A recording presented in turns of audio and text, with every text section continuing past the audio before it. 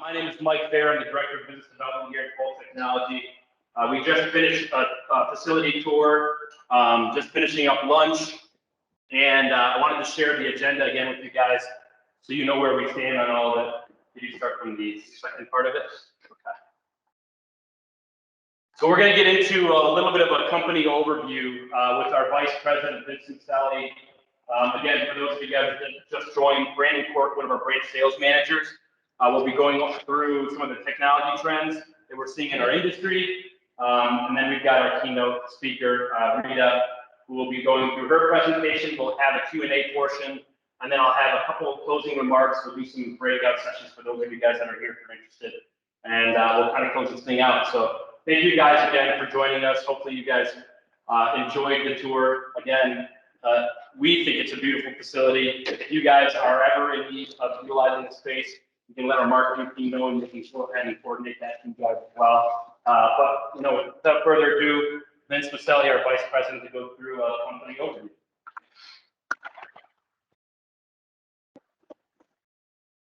Okay, thanks.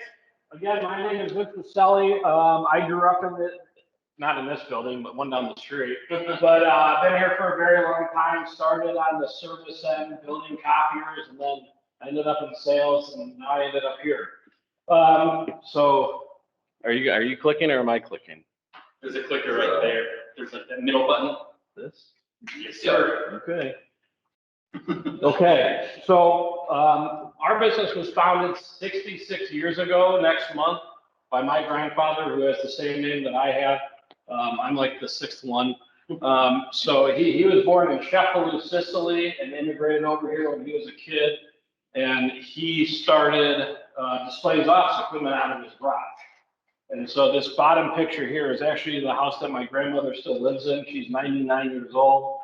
That was her birthday a couple weeks ago for 99.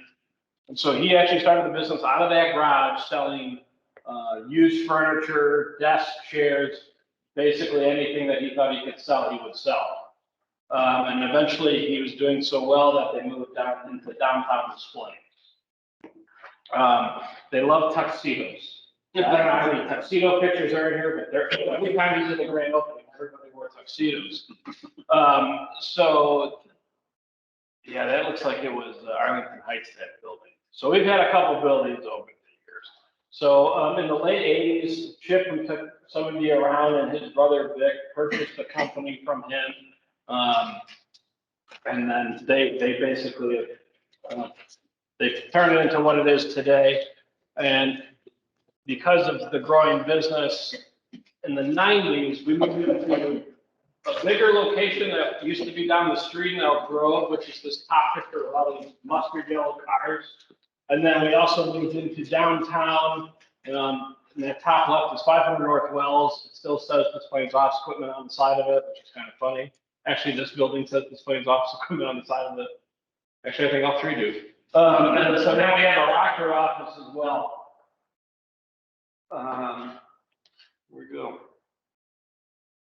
So, yeah, geez, that many. So between 2000 and 2010, I think we bought out close to 8 competitors, and we basically took that client and their personnel and moved them out of the DPUB branch. And one of them, out of one of the purchases, we got this loop office that used to be at 211 West Wacker. We recently moved out of there due to the pandemic. That building still says Pulse, so we're doing free advertising.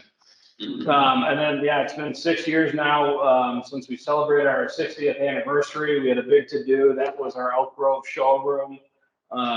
So we had past employees, we had politicians, people from all over the place come in. It was huge.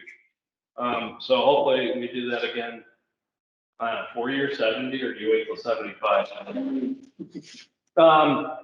So between 2015 and 2018, we made 2 very big acquisitions in Northwest Indiana. We bought 2 companies, one called McShane's and one was called Kramer and Leonard. And they were the 2 largest office supply dealers in Northwest Indiana, and they did some copiers as well. So that got us into Northwest Indiana.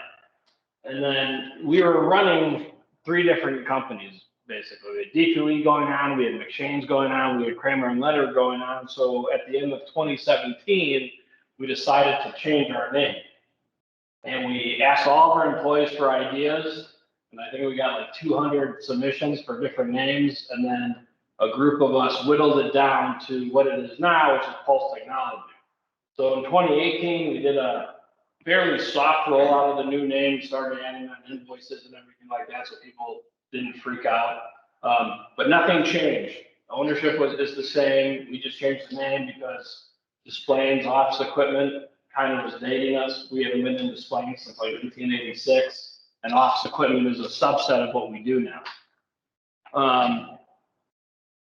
And then over the last couple of years, we moved around and we ended up here.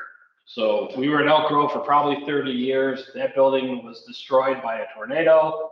It opened up on our building, ripped it off and ruined it. So we were homeless for about 6 months. And then we were in Carroll Stream for about a year. And then we moved in here last March.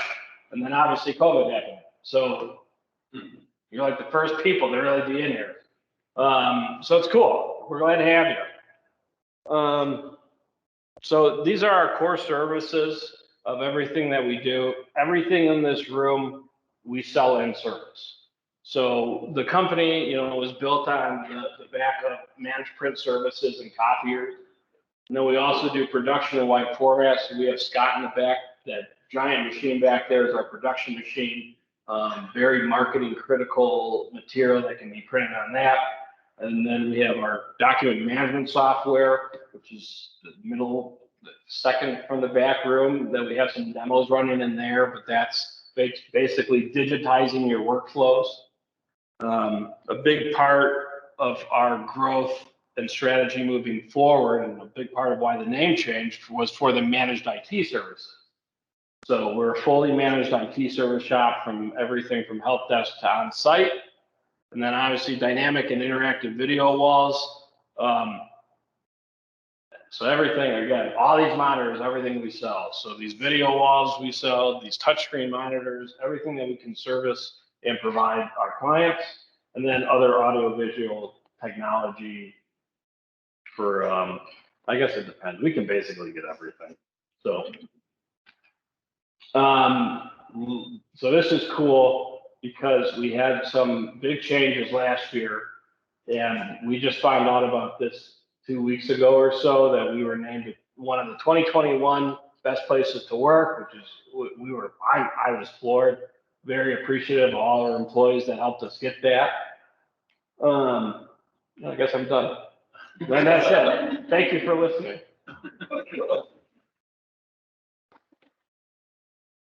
All right, so I think many of you guys have already met Brandon Cork. He's one of our branch sales managers here in our Schaumburg branch. He actually supports our Northern Cook team. And he's going to be talking a little bit more about the technology trends in our industry. Take it away, Brandon. Welcome everyone virtually as well. So in this presentation is definitely going to be interactive. So I have prizes that I'm giving away to people virtually and people in person. So I got 3 prizes for people here and 2 prizes for virtually. So our moderator will be helping me out when we get to that part as well. So I do a lot of reading. Anybody who knows me, I like to read a lot of leadership books. I like to read a lot of history. So Henry Ford came up with a great quote. He said, if I asked people what they wanted, they would have told me faster horses. So think about the time that he wrote this quote, the late 1800s, early 1900s. Automobiles never existed. It was horses and buggies, right? So Henry Ford is known as being an innovator and very creative, right? They say, no, I'm not going to go with the trend. I'm not going to go with what people say. I'm going to think about something that's like a box, and I'm going to add wheels to it. It's going to have its own engine. It's going to get people there faster and quicker. He's also known, I was talking to Chip, and we were just talking about some notes. He's also known for creating the assembly line that we know of as of now. So think about where that's at. Amazon, right? It's amazing when you think about that. So we're going to talk about, this is the interactive part, how things have changed from where they started to where they are now. So let me get a volunteer who wants to earn a prize. Moderator, let's pick out somebody, or somebody raise their hand and volunteer. Who wants to earn a prize? Where is this at now in technology? Raise your hand. Who? Katie? Cell phones and watches. Yeah, cell phones and watches. You get a prize. So think about where we used to be. Amazingly, right? I have a story behind each one of these too. So as a teenager, I used to sneak, right? And I used to call my little girlfriend, and I had the long cord. That was a safety hazard. Now when you think about it, people can show cord and do anything, right? Things have changed, right? Your cell phone, imagine you did not have your cell phone on you right now, what would happen, right? Total change. So we get someone virtual who want to answer this question virtual. We'll wait for you. Virtual, where are we at now? First one, raise their hand. We got somebody virtually? What is it?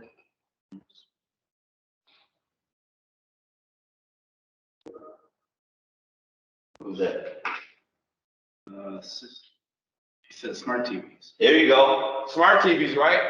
So I got a story behind this. My mom had two huge ones. Did anyone ever remember the big box? And it had a door, a closet that opened up. Do you know the amount of labor it takes to move one of these things? So imagine the screen that we have now, right? Vince talked about it a little bit earlier too. You know, this interactive technology that you can use the screen, you can use it for interactive videos. Technology has definitely changed. So someone here in person. So when you think about this beautiful car, I want you to think about what goes into the car. So who wants to get this one? Who wants to win a prize? So instead, you know. A Tesla. Yeah, Tesla. And what type of technology is going into it now, right? Not gas, but what? Battery powered. Battery, electric, right? Solar. Things have changed, right? You go to rest areas now, it has the thing that you can plug into, right? That you can charge. It's amazing how things have changed. So we have one more coming for virtual. So I got a story behind this one as well. So for those who can see, or if you can't see, so that's the U.S. mailman, the postman, right? That was one of the most important jobs years ago. We got someone virtually. How has technology changed now? Again, with a few seconds. How has technology changed now? And those virtual, we're actually going to send you the gift card. Email. There you go. Who was that? Aurora. Did she answer one already? No. Okay. So Aurora, we're going to send you a gift card. Email, right? So you think about they used to have a system. My mom worked with a post office for 30 years. She retired. So they actually had a system in line that it would tell you how many days it would take a package. I think that system broke right now because it's taking a lot longer to get packages right now. But it was a fluent system that they actually had. Now I should give extra points for this one. I had to look hard and deep for that one. So someone who haven't answered. Yeah.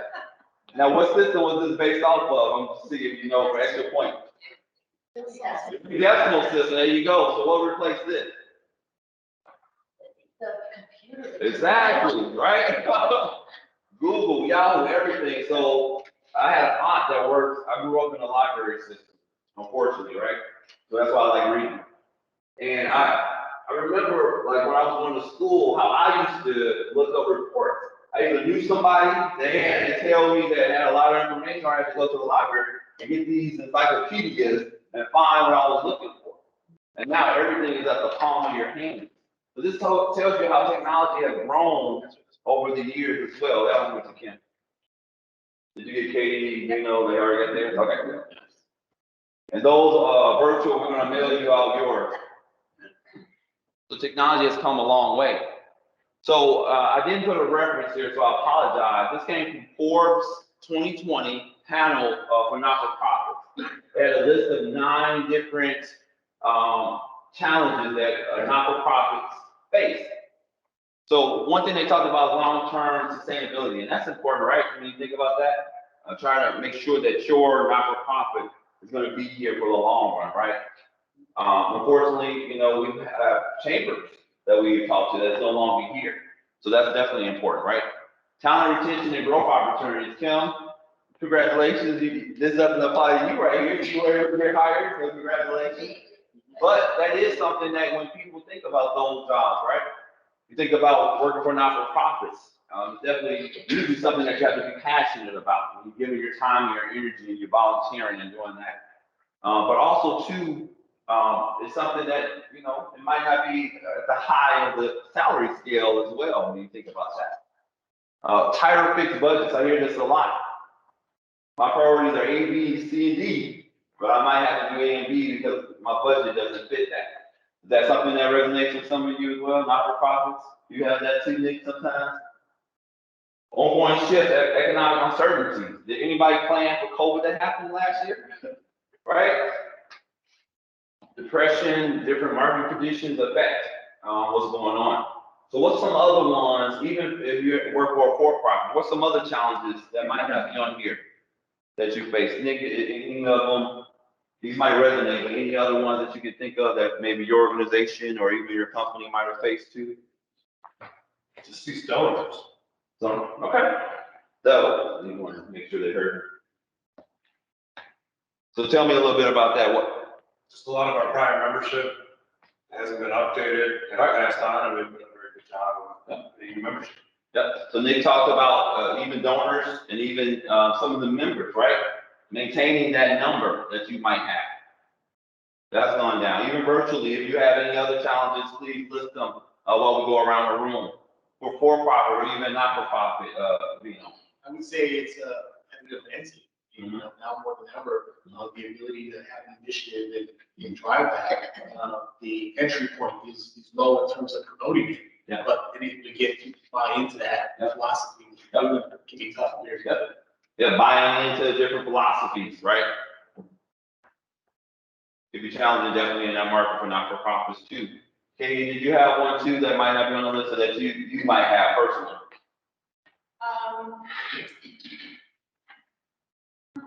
Well, I would say it's really, there are a lot of little things for the nonprofits that are challenges that they face, but I would say the biggest one that I get from nonprofits that I work with is the funding piece and learning how to pivot specific to any sort of economic uncertainty or whatever even is happening with them internally.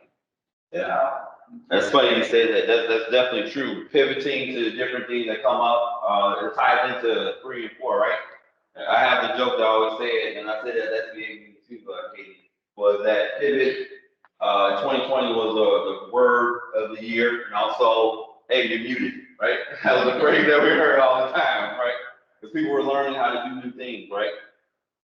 Alicia, how about some of yours? Keeping members engaged.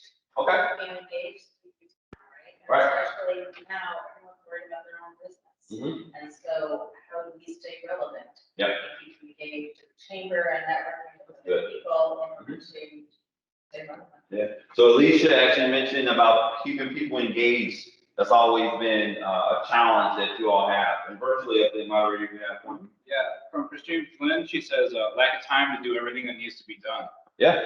And we're gonna talk about that too, right? You know, you have a budget, you can't hire more people or you don't have the volunteers. So how do you get those things done? So that's a good point, Christine. And what else? Anything else? That's it from the chat. And then Kim, did you have one? I know you worked with not-for-profit for years, right? Or been a part of any other? Yeah, the membership was more pertaining to like the younger part of it, and having them see the value Right. of a not-for-profit. Right. Because the majority of the younger professionals, I think is thinking like, oh, it's not really something I need to be a part Right. of. You know, it was my profession, so I think that's So that resonates very much so with opportunity knocks as well. So one of the things that we did was we created a junior board and kind of groomed them to take that next step into the auxiliary.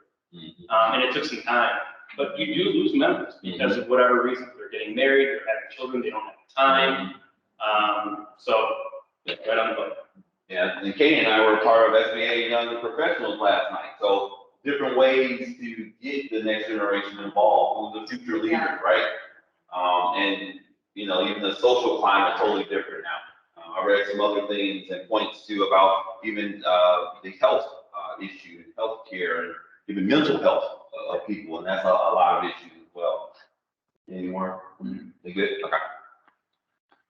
So Pulse Technology has come up with, and Vince alluded to it, different ways to help not-for-profits in different areas. So we talked about what we offer. How does this tie into not-for-profits? So managed print services, when you talk about brand initiatives, right? Talk about either printing less or having less toner consumption, or having a device that actually has a lower carbon footprint, like our Epson line, that ties into managed print services. Or even, as Derek and Rich do a lot of times, right sizing. That's a phrase that we use. Maybe I have too many. How many do I actually need? And doing an actual assessment to find out those needs as well. Production print. So do a lot of you do just social messaging, or do you all do newsletters or message people directly to mail?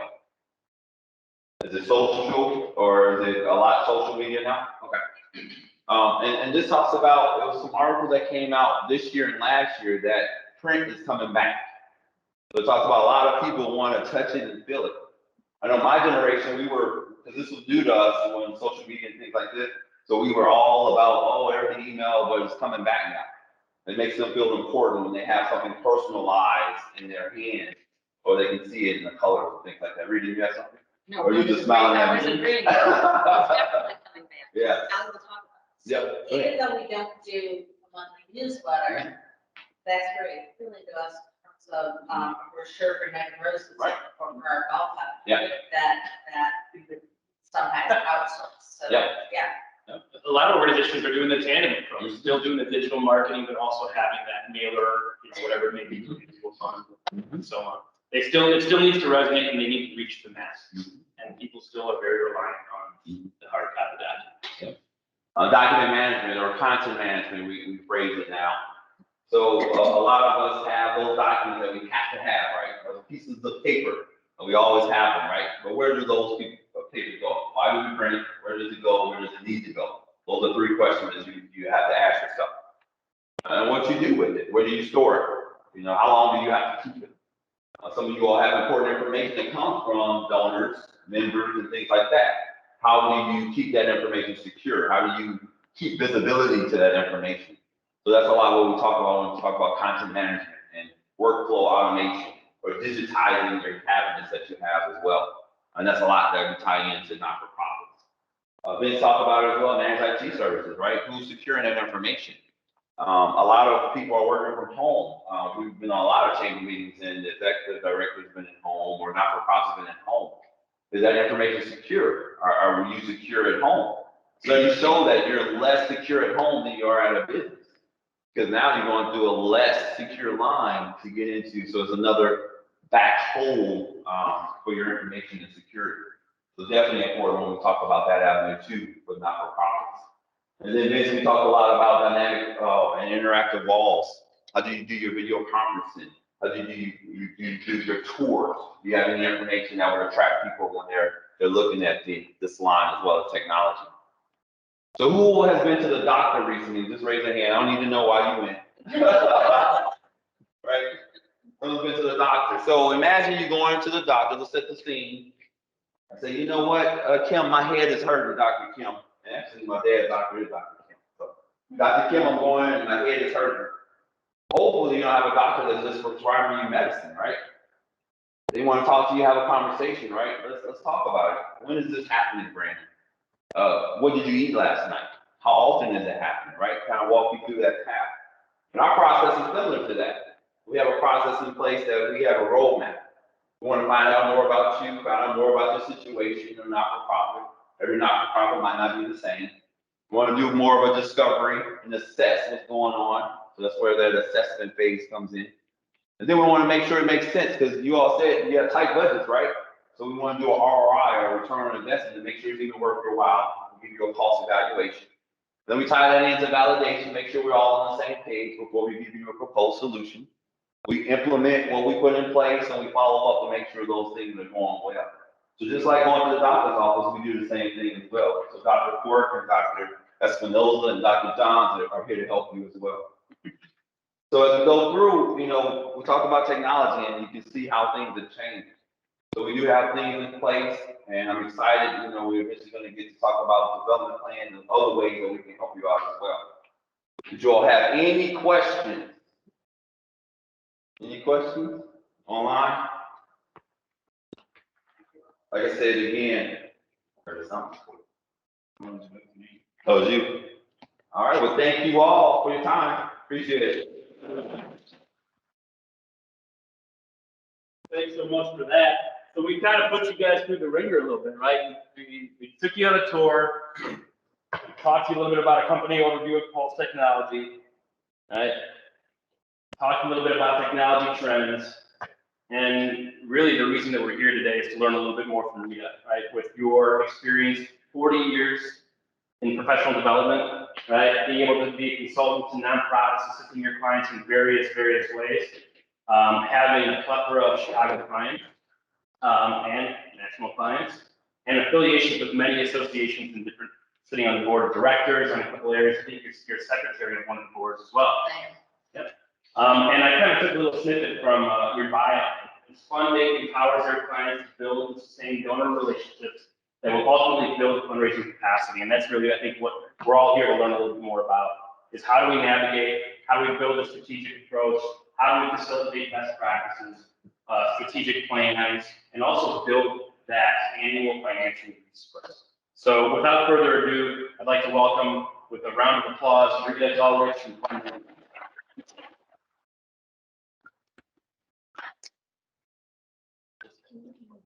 Absolutely.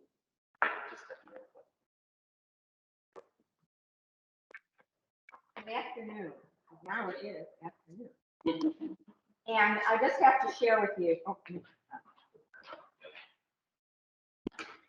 I just want to share with you that it is truly a pleasure to be in this space where I can see people for real.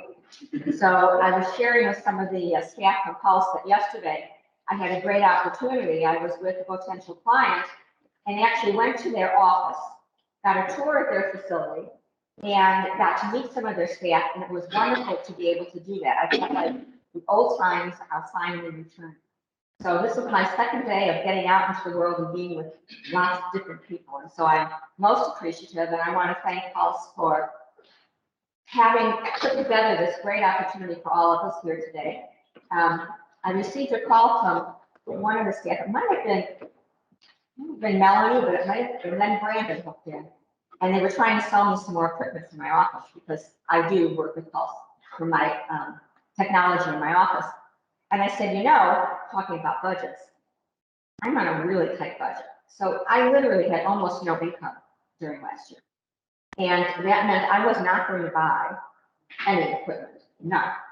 But I did just talk with Derek and ask him some questions about a new piece of technology that I want to be able to get for my home, not for my office, but it would tie in beautifully. So budgets are important.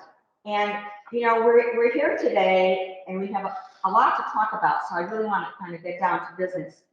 I'm going to share with you an overview of why I firmly believe you need a resource development plan, an action plan that will, excuse me, an action plan that will guide you for a year, for 2 years, for 3 years in helping you to raise money.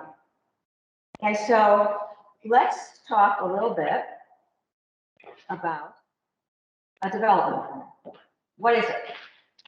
So it's a hands-on document. It's going to guide whatever you do, and it creates a comprehensive timeline for all your fundraising projects. Do I need to speak louder? Yeah. Okay. All right, so maybe I better. Can you hear me better now? Okay. So it's a comprehensive timeline for all your fundraising projects. And it can be a timeline for a year, it can be a timeline for 2 years, it could be a timeline for 3 years. It depends on where you are within the organization, and everyone is different. So I never say to my clients, you need a 3-year plan, you need a 4-year plan. Maybe they're just getting going and they need to have a 1-year plan divided into 2 phases. So everybody is different, every organization is different. And I know that many of you are here and you're not necessarily representing a nonprofit, but I'm hoping that as we talk through things today, you'll think of how to modify some of these things in planning for your company And as time goes on and you get more involved, hopefully, in the nonprofit landscape, that you'll remember some of the things that we spoke about today. So your development plan is a guide. And we know from the past year that nothing we do is written in stone, that things change. And although I firmly believe you need to have a plan, you need to be flexible and you need to be able to modify that plan if and when it's needed. So that's very, very important to do. So your development plan is going to support your organization's mission. Also, it's going to support your organization's vision and your values. So whatever you determine to put in your plan, it has to be tied to the mission of the organization. And the mission is supported by the full strategic plan that I hope all of your organizations are doing. That there is a strategic plan and that the development plan is a piece of that. So we all know that when we're raising money, it needs to be meaningful. And today, people want to know what you're using the money for. They want to have a good sense of how their money is being used. So meaningful fundraising and sharing that with your donors and with your other constituents becomes critically important. All right, we need one more arm here. So again, I just want to say that you have a plan that drives your means to raise revenue. So revenue is the ultimate goal of a resource development plan. And I think it's important to keep in mind that it isn't a fundraising department, it's a resource development department. And that's very different. When you start to raise money, there are many things you have to do before you get to the end point of asking for a gift, whatever form that ask takes, that gift request takes.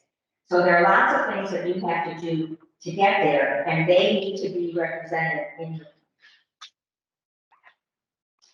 So your plan will help you set goals for the year, and these will be financial goals, and they will also be goals that deal with your donors and with prospects. So let's talk a little bit about your number of donors. Most of my clients over the years have been small to mid-sized organizations. I do not work generally, there are exceptions, but I do not work generally with the art institutes of the world and the field museums. That's not my client base. When I started my business, there wasn't a consultant out there that would work with a budget of an organization that was $200,000 or $250,000. Now, they also couldn't pay me. So I had to go out and search for money. I had to fundraise kind of for myself by having other foundations support the nonprofit with dollars to pay my consultant. I actually still have to do that today.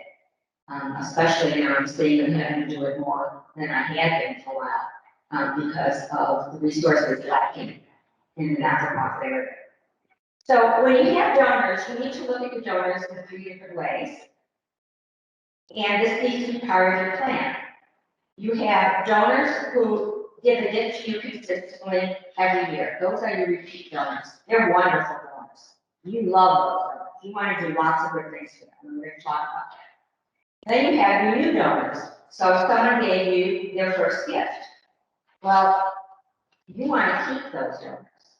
So you do not want them to become what we call lapsed donors. You don't want them to make their first gift and then go away. So we're going to talk about how to keep them as part of your plan. And then you have donors who are your consistent donors, but they've been giving you $50 every year for 10 years. Well, $50 is great, but what about $75 or $100? Do you ask for $75? Do you ask for $100? Or do you just say, please be generous as you can and make a gift? 2 different ways. You always ask for $100. So we want to be sure that when raising money, you maintain and grow your donor base, and that's by finding new donors and taking care of your other donors. So here are some components in a development plan. You have communication tools. These are going to be very important. And every goal that you set in your plan will have some kind of communication tool attached to it. That's really important. You have fundraising tools, different ways to actually ask for a contribution. You have people and vendors that you need to build relationships with to help you, and they need to be included in your plan. And every goal, every project has a master timeline from beginning to end, and all the pieces in it. What is the goal? What are the strategies? Who's responsible? What are the tasks that support the strategies? Does it cost any money? Those are all the components of your plan.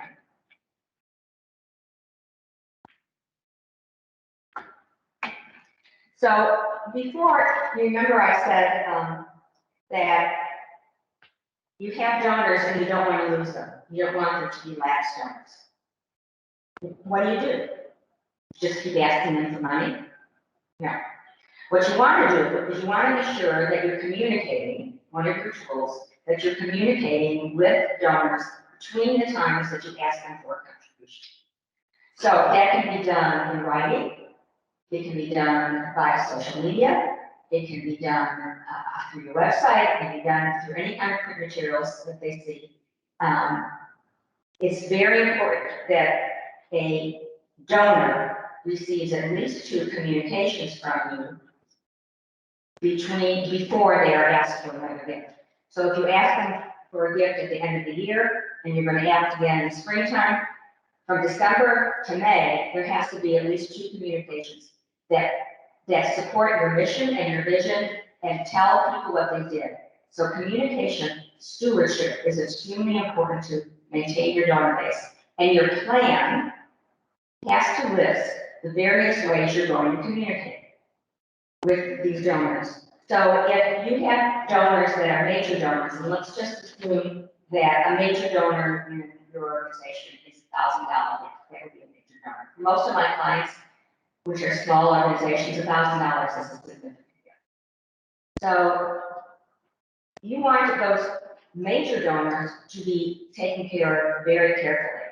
So maybe it's a phone call as a communication tool. Maybe it's visiting with them or visiting with them virtually now if you have to.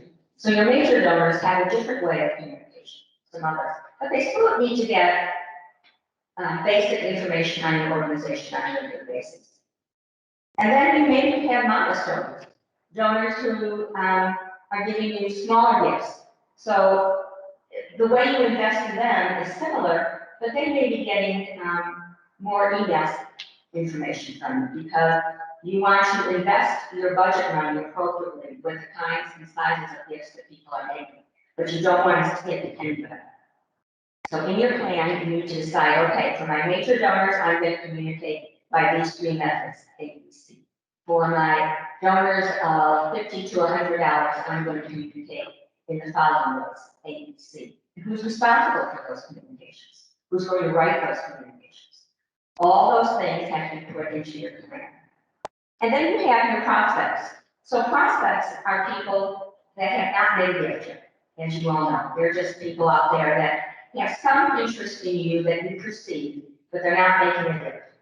So you want to cultivate those prospects. So cultivation and stewardship are very similar. It's just that cultivation is done for people who are not making gifts yet. And once they make a gift, they're going to steward this. So they keep giving gifts. So if they haven't made a gift, you're going to cultivate them to make that first gift. And one of the things I learned many, many years ago when I started this profession is that before you can consider an individual to be a consistent donor, to be your donor, okay, that you can always count on them, is they have to make the 3rd gift. First gift is the start. The second gift gets you closer. The 3rd gift means they're pretty committed to you. And how do you get them to make that 3rd gift? You have to steward them. You have to communicate with them. All that gets built into your plan. So here are some more communication tools, just so we can kind of see how you can work these into your written plan. You have e-blast you can send out. You have personalized emails. So you may know that some of your donors or some of your potential donors, your prospects, are interested in a particular program that you do. And some of your other donors aren't particularly interested in that program. So you can segment the interests of your donor base and approach them appropriately with communication by segmenting the donor base and sending out the appropriate communication to them. That's very helpful. You have newsletters. Brandon was talking about print coming back. Print is back. It is back. People want to get that appeal letter. But I think what you have to understand is that young people don't really care about it. They want to receive an email, and that's how they give them money. So if you can figure out the age ranges of the donors, and that's not always easy to do, but if you can, then you can segment your donor base and be sure that the younger people get an email, and then they also get a written letter. It doesn't hurt. So that's called an integrated approach, where you send a written appeal, and maybe you also send an email to them. And reports, another way to communicate. They can be on your website, they can be mailed to specific people that you want to be sure get them. You can have the Zoom meetings, and you can then also have people directed to your website with certain things. So you want to be strategic in your plan, and you want to try and hone in what you are doing and how you're doing it for the specific constituent group that you're working with. So let's talk a little bit about fundraising tools. You have letters. I always recommend that you do 2 appeal letters a year to donors. Maybe more, but it will depend on the situation. You have social media for using as a fundraising tool, virtual contact, phone contact, face-to-face, emails, and websites. These are all your fundraising tools. And what you say in them, when you send them, how often you send them, will help you to steward your donors and to cultivate your prospects. And remember, before that ask is made in a letter or by email, be sure they have received at least 2 communications from you that is not representative of gift requests. Then you have your peeps. Everybody's got peeps. I've got lots of peeps. You all have peeps. How do you use them? Okay, how do you use all the people that are in your world, within your relationships? And they all can be utilized in different ways. So your peeps are your people in your donor base. Your peeps are your prospects. Your peeps are your staff. So your staff, sometimes staffs are large, sometimes staffs are small. How is your staff going to be utilized within your plan to help you implement it? Who's going to write the copy letter? Who's going to set up the event? Who's going to be in charge of the different tasks that are assigned to that particular goal? Maybe you're going to utilize volunteers in that process. Maybe you're going to, in some way, get the community at large, depending on what the goal is. So the goal of your fundraising is to create a broader group of what I call suspects, people in the community who don't know anything, and begin to convert them to prospects. You're going to want to have a goal of how you're going to do that. So the goal is to create a larger prospect base. And then you have your strategies of how you're going to create that base. So maybe one of them is posting information in particular locales of the community and getting people interested. Maybe it's by doing a survey. Who's in charge of each of those things that I just said that you would do? Okay. What's the timeline for it? And what's it going to cost you? So everything has to have a timeline. I did. Otherwise, this plan gets on the shelf, gets very dusty, and all you do is dust. And that's not what it's all about. So let's talk about doing a written appeal letter. So when I work with clients on annual appeal letters, which I've been doing more lately, which has been interesting. First, we determine if there's going to be a theme for that, and who is the group of people, who are group of individuals that are going to help come up with that theme. What is the audience that this is going to go to? And how do you tie in stories with the theme? Or maybe your stories can stand alone without a particular theme, which is fine. Stories, I have found, are the best way to help raise money. Success stories. And there should be a story in every written appeal that you do. It doesn't have to be long. It can be quotes of support from several people that are listed, and you can decide how you're going to do that. But in an appeal, you have to look at your stories, your theme, your audience, and then be sure that you have, again, stewarded them before you're sending out this letter to them.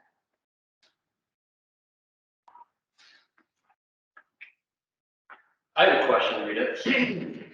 What's a normal schedule for something like how Good question. often should this be happening? Because I think one of the things that I've experienced is that we've got our major donors and we consistently reach out to them for all 5 of our events. And I think we max them out. So then slowly we'll start to see that donor, kind of pull away. And then like our members, we've got to reach out to a broader audience. So what does the schedule typically look like? Okay, so first of all, you have too many events. Sure, yeah. That's why we went from 5 to 10. I will tell you, I am not a big event person because it's not the best way. It costs you money and time to raise money by an event. You could have one signature event a year and that is it. So in a timeline, let's say if you have an event in the summer, maybe your event, let's use this as an example, is a golf. Okay. That's fine. And you use the summertime, it's a great time to have an event like that. And then you have your year-end appeal. So the year-end appeal is scheduled to go out and arrive in someone's home. And this is all timelined in your development plan. Arrive right before or right after Thanksgiving. That is the best time to get it. But when do you start that?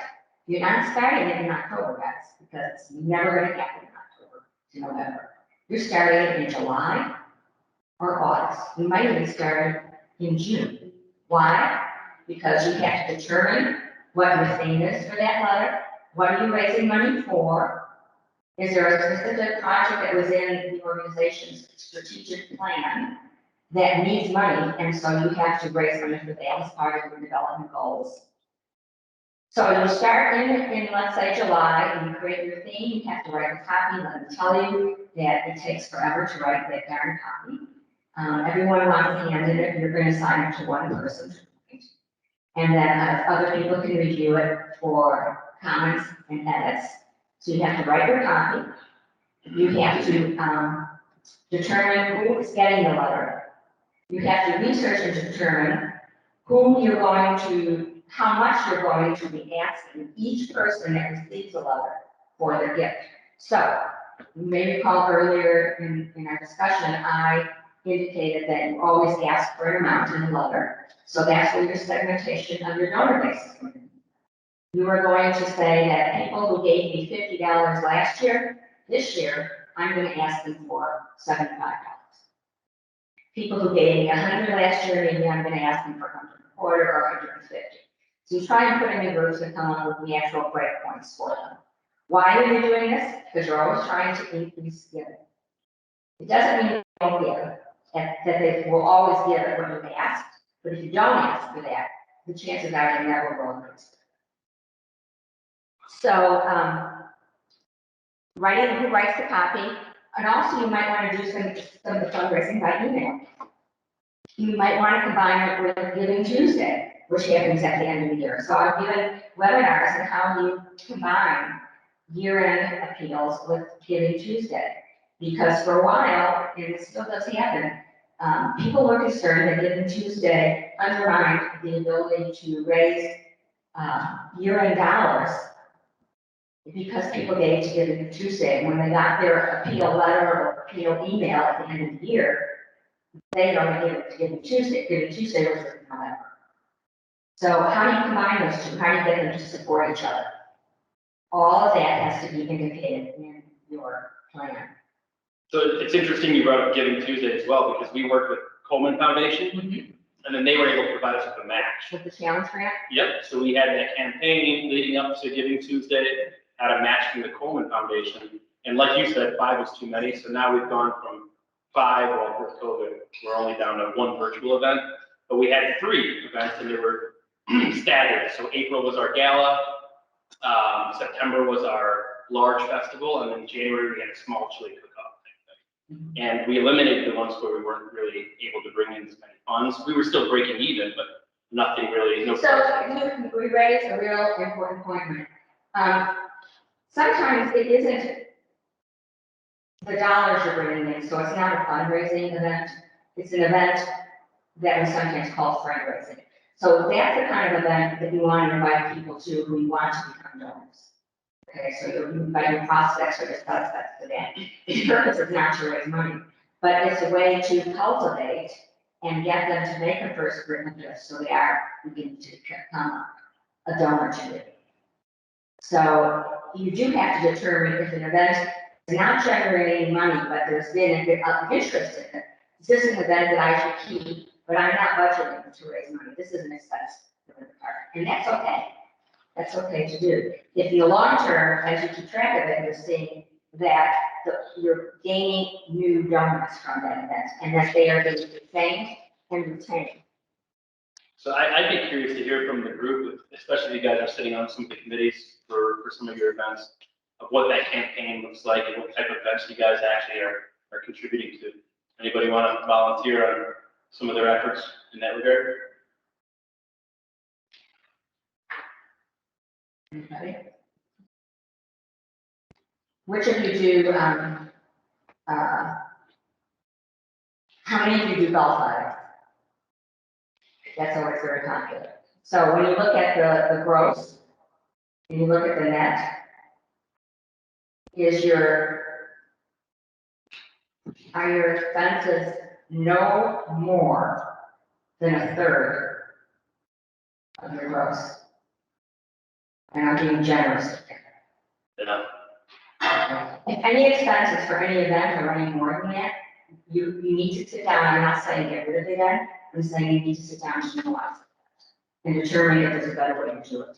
Because there's no point having an event where you spend a lot of time and energy, staff and volunteers, and there's not enough money coming in for it.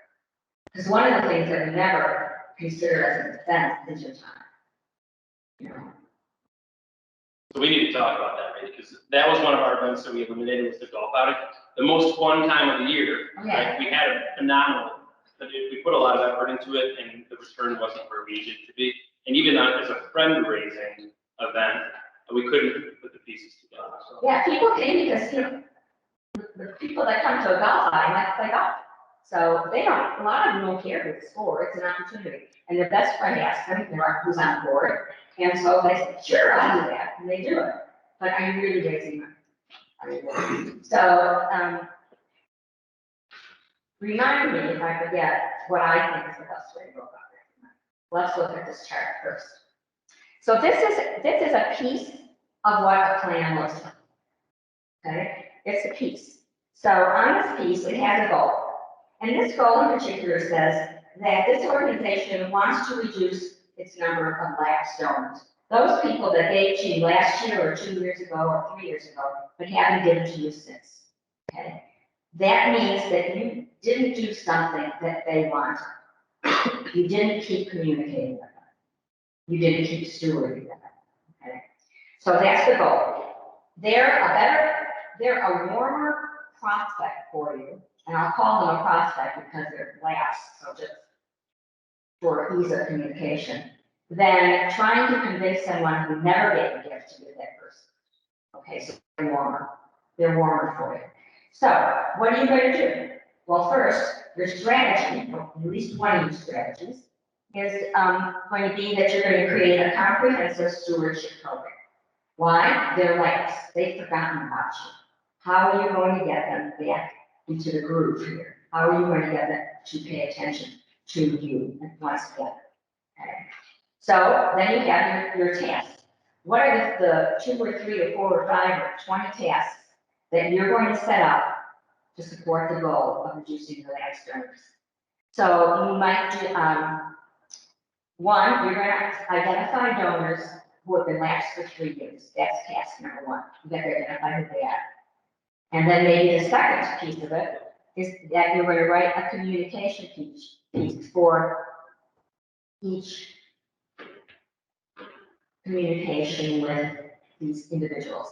So before you ask them for the gift again, you're going to steward them. So maybe you're going to begin to send them more emails. But I think if they're lapsed, you want to send them some hard copy information. Something really exciting, something that's been a success at your organization. Okay.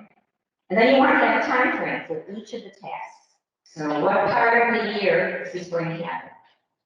And then who's responsible for each of the tasks? So it's not who's responsible for the whole thing.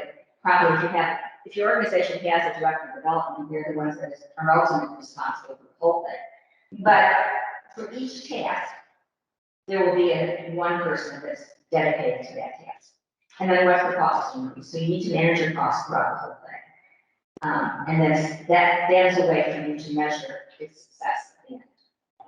So these are the components that I always put in the development plan. My goal, my strategy, my task, my time frame, the responsible party, and any costs. So if you use these 6 areas and put them in your plan for every goal, you have your development plan. Hey, Nick, is this something that you guys said that you were struggling with, is kind of keeping track and monitoring who's donating to which event or how much, and then kind of following up with that, or is it more of a membership thing? Ours is a membership thing, and we're making a transition to be member-based to like corporate sponsorship-based. Sure. So this would help for, our goal is to transfer from corporate sponsors from members. We could develop this strategy. Yeah, and it's interesting, and I'll just share this with you. There's a difference in members and donors, and unfortunately, people who are members think that's their contribution, and it's not, it's their membership fee. So one of the things that I suggest is that if you have members and you want them to start giving you gifts, a lot of times a nonprofit will ask their members to renew their membership and then to make a contribution. And that same gift request, separate them. The membership ask is one thing. And then once they renew their membership, wait, communicate, then ask them for a gift. They need in their minds to see that membership is not the same as thing, because technically they can't deduct their membership as a contribution. It is not tax deductible. So the gift is tax deductible. So you want to begin to separate them in your approach. And I think that you'll have a little success with it that way. So you all have a copy of this, and you need to use it. Modify it as you need. As I said earlier, nothing is written in stone. But these are the areas that I found really helpful. So in summary, your development plan needs to look at all the resources that you have and tie them in to a timeline approach to raising money. And you're going to use your staff, you're going to use consultants, I hope. You're going to look at your budget. You're going to look at your strategic plan for your organization and see what you need to do to support that plan. I suspect you will be told what you need to do to support that plan by the CEO or the ED. Volunteers, how can you utilize your volunteers? If you're going to have an event, that's where you utilize your volunteers. The volunteers can take people on tours of your organization if you have to go to do that. So can your board? How is your board? We haven't talked about the board at all today. That's a whole other discussion. But your board, do they help you fundraise? Don't they? Can they help you fundraise? How are you going to get them integrated into this whole thing? And then your vendors, how can you partner with your vendors in some way? Most likely at an event, But I always urge my clients to ask their vendors for a gift, particularly their larger vendors. So if someone is spending a lot of money with the vendor, I think it's fair enough to ask that vendor to make a contribution. And that may have to be a very personal approach, maybe not through maybe that's a discussion. And then you have your database. So that's your resource. That's where you start all this. Who is in your database? We haven't talked about research. How do you research those people that are giving you $1,000 or more, or $500, which is very significant for some organizations? And maybe that $500 donor year after year is really $1,000 donor, or maybe they're $2,500. How do you know? You don't know. You can't assume that's all that they can give because that's what they can give. So then there's the whole research component and how you go about doing that. And that may be part of your plan that you're going to take. For example, your strategy may be to increase your goal may be to increase the level of giving of all $500 donors. Okay. Your strategy will be to identify all my donors of $500 or more. And then you're going to go into your task. So one of them is going to be to conduct research on each one of those donors through the use of the research tool, and there are a lot of them out there, to determine, does this individual really have the capacity to give me more money, or am I seeing by what I can find of them that $500 is truly a very significant gift from them, and we just want to be sure that you did it this $500. Okay. So that's all I have to say to you today. I will gladly answer more questions. Any questions for Rita? Is there anything on the virtual? Okay. And I encourage you, I'm going to say after the presentation, if any of you want to come up and talk with me personally, I should like it. But also, as you leave here and you begin to think of topics or subjects or thoughts that your mind, don't hesitate to give me a call or send me an email. In the envelope I gave you is all my contact information. I'm always available. Not 24/7, but pretty close to 24/7. When you run your own business, you do it all the time, even in your sleep. Thank you. Looks like you got some feedback on Teams there. If you can read that message, I don't know what it says. Christine Flint said this was really helpful. Oh, Yeah. good. I'm glad. I certainly learned a lot. I mean, I didn't really know what to expect with either presentation. I knew that there was going to be a lot of takeaways. Hopefully you guys all got some good feedback from this. And one of the things that we'll do, if you want to hit the next slide, as a kind of a closing out on all of this, we are going to be sending out a couple different pieces of information. One, before you guys leave, actually Brandon's got them right here. We've got some parting gifts for you guys. Full of a bunch of goodies. I believe there is also a complimentary dark web scan. I don't know if you guys know what the dark web is. It's a pretty scary thing, especially with a lot of these cyber attacks. So it shows you if your information has been compromised, utilizing your domain. So there's one of those complimentary reports in each of your bags. We also provided a $500 value free on-site technology assessment. And we will be sending out a survey to each of you guys to, again, capture feedback. This is the second event that we've had this year. Again, pivot is the word. We've had to pivot, right? So getting people here in the door is extremely important for us. Being able to see your faces and be able to have communication, I think, is vital. We want to make these better. These are not meant to be any type of sales seminars. These are meant to be informative. And that's really our goal with all of this. So thank you so much, Rita. We really appreciate your time. Thank you to you guys for coming. Thank you to the Pulse team for also helping coordinate this. If you did want to stick around and network a little bit, we do have breakout sessions here. Scott from our production team is ready to show any type of demo on the large submarine machine over there in the back room. We do have an area set up for content management. Again, talking about a little bit more about workflow automation. There is also a room set up for AV, so if you guys want to touch and feel these sharp Oculus boards, you guys can draw some pictures, do whatever you want to do. And then Rita will stick around to also answer any additional questions. That being said, thank you guys again for the time. We hope you found it to be valuable. Have a great rest of the day.